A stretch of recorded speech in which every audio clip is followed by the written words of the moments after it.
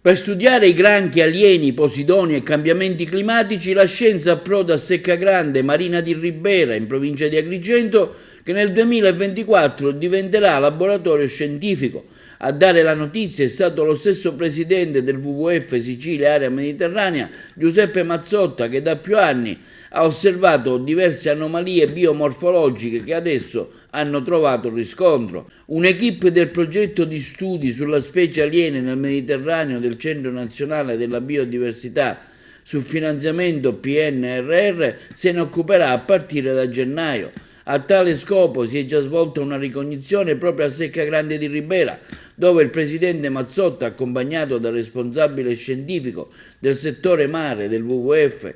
Domenico Macaluso, si è incontrato con due ricercatori, il francese dottor Marchessault, che si appoggia all'Università di Palermo, e il dottor Manuel Berlino della stazione zoologica Dorme di Palermo. È stata osservata la presenza del granchio corridore atlantico, la contemporanea diminuzione della presenza di Posidone oceanica, con variazione di flussi di corrente all'interno dello specchio d'acqua racchiuso dalla barriera artificiale risalente agli anni 70.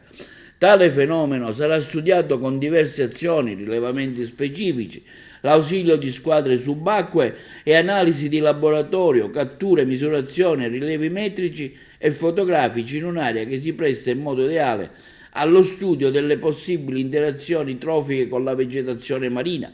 La spiaggia di Ribera per alcuni mesi sarà luogo di scienza e notorietà, non solo quindi arance, ma anche studi scientifici legati all'adattamento, alle tolleranze che il cambiamento climatico sta imponendo al pianeta.